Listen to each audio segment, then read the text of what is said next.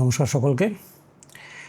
আজকের ভিডিওর বিষয় আর্টেমিস 2 মিশনে ব্যবহৃত নিকনের 10 বছরের পুরনো ডিএসএলআর ক্যামেরা নিকন D5।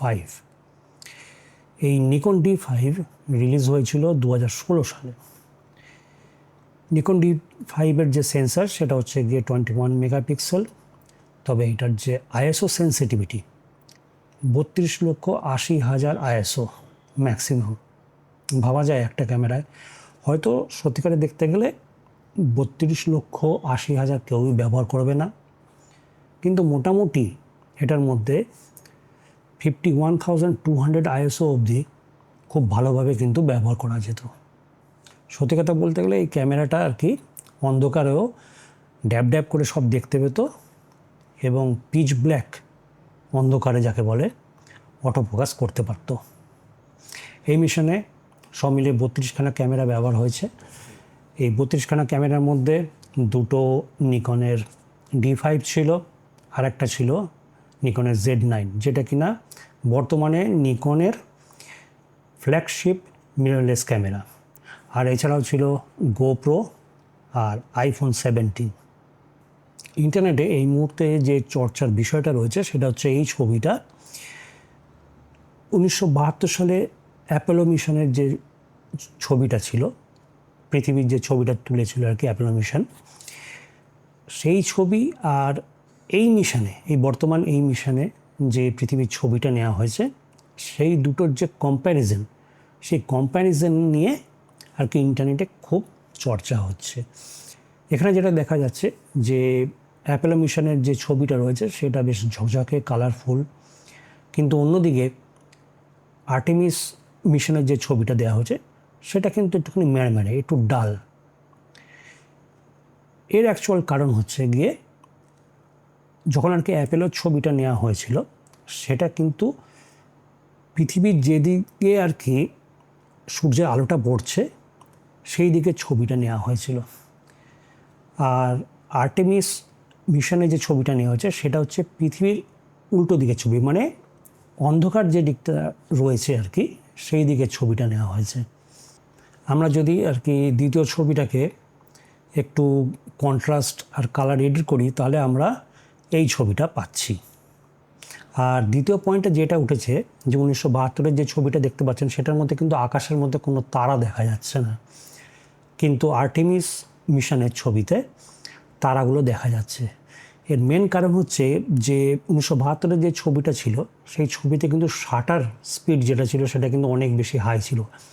যেহেতু সূর্যের আলো ডাইরেক্ট আর কি পৃথিবীর উপরে পড়ছে, পৃথিবীকে প্রপারলি এক্সপোজ করতে গিয়ে সেখানে কিন্তু শাটার স্পিড অনেক হাই হয়েছে। আর এই ক্ষেত্রে কি হয়েছে, আর্টেমিসের ক্ষেত্রে কি হয়েছে, পৃথিবীর যে ছবিটা নেওয়া হয়েছে সেখানে কিন্তু সেদিকটা কিন্তু অন্ধকার, মানে সূর্য কিন্তু অপোজিটে রয়েছে। অন্ধকারের ছবিটার প্রপার এক্সপোজারের জন্য সেখানে কিন্তু শাটার স্পিড অনেক স্লো করতে হয়েছে। এই ক্ষেত্রে যে শাটার স্পিডটা নেওয়া হয়েছে সেটা হচ্ছে 1/4 সেকেন্ড। আর আইএসও ছিল এখানে 51,200। যে ছবিটা আর কি আমি এখানে দেখাচ্ছি সেটা কিন্তু আপনি ইচ্ছে করলে নাসার সাইট থেকে ডাউনলোড করতে পারবেন। এখানে পুরো এক্সিফ যে ডেটাটা রয়েছে সেটা কিন্তু ওখানে দেওয়া রয়েছে। এর ফলে কী হয়েছে যে যেহেতু আর কি স্লো শাটার স্পিড হয়েছে আর হাই আইএসও হয়েছে, আকাশের তারাও কিন্তু এই ছবির মধ্যে ধরা পড়ে গেছে। এবার কথা হচ্ছে যে নাসা এই 10 বছরের পুরনো ক্যামেরাটা এই মিশনে নিল কেন। ইন্টারন্যাশনাল স্পেস স্টেশনে অলরেডি কিন্তু D5, D4 আর D3S এই তিনটে ক্যামেরায় কিন্তু মানে ওয়েল টেস্টেড অ্যান্ড ভেরিফাইড। আর D5-এর ক্ষেত্রে আরেকটা ব্যাপার হলো গিয়ে লো লাইটে এটার পারফরমেন্স কিন্তু দুর্দান্ত। আগেই বলেছি এটা যে ম্যাক্সিমাম আইএসও সেটা হচ্ছে গিয়ে 32,80,000। আজও যদি আমরা কম্পেয়ার করি এখনকার দিনে মানে মডার্ন যে মিররলেস ক্যামেরা রয়েছে যে কোনো ব্র্যান্ডের, এমনকি নিকনের, তাহলে কিন্তু এই সব ব্র্যান্ডের এবং নিকনের Z9 যেটা আর কি এখন বর্তমানে ফ্ল্যাগশিপ, আর অন্যান্য ব্র্যান্ডের যেসব ফ্ল্যাগশিপ রয়েছে সেই সব ক্যামেরাগুলোকে অন্ততপক্ষে স্টিল ফটোগ্রাফির ক্ষেত্রে এই D5 কিন্তু বলে বলে কয়েকশো গোল দেবে লো লাইট ফটোগ্রাফির ক্ষেত্রে। আরও একটা পয়েন্ট হলো যে ডিএসএলআরের ক্ষেত্রে কি হয়, যে সার্কিট থাকে আর কি ক্যামেরার মধ্যে, সেই সার্কিটরি থেকে আর কি এখনকার যে মিররলেস ক্যামেরা রয়েছে তার সার্কিটরি অনেক জটিল এবং চিপ বেসড হতে পারে। যে স্পেসে আর কি যেহেতু আর কি রেডিয়েশন খুব সাংঘাতিক থাকে, সেই ক্ষেত্রে কিন্তু রিলায়েবিলিটি ফ্যাক্টর যেটা রয়েছে সেটা কিন্তু ডিএসএলআরের ক্ষেত্রে অনেক বেশি। আর এছাড়াও রয়েছে ব্যাটারি পারফরমেন্স। একটা মিররলেস ক্যামেরার যে আর কি ব্যাটারি পারফরমেন্স থাকে তার থেকে অনেক বেটার পারফরমেন্স দেয় ডিএসএলআর। স্পেসে কিন্তু পাওয়ার কনজাম্পশন যত কম রাখা যায় তত ভালো। আরেকটা এখানে যে সবচেয়ে বড় ফ্যাক্টর যেটা স্পেস মিশনসে খুব স্ট্রিক্টলি আর কি ফলো করা হয়, যে লেটেস্ট টেকনোলজি থেকে ওরা কিন্তু রিলাই করে টেস্টেড টেকনোলজির ওপর। তার কারণ মনে করুন একটা লেটেস্ট টেকনোলজির কোনো ইকুইপমেন্ট ওরা নিয়ে গেছে স্পেসে, সেটা যদি ওপরে গিয়ে মনে করুন যদি খারাপ হয়ে যায় রেডিয়েশনের জন্য বা যে কোনো কারণেই হোক না কেন, সেখান থেকে তার দুম করে সেটা চেঞ্জ করার জন্য পৃথিবীতে ফিরে আসার তো কোনো চান্স নেই না। যতক্ষণ না মিশন কমপ্লিট না হবে ততক্ষণ পর্যন্ত ফিরে আসার কোনো চান্স নেই।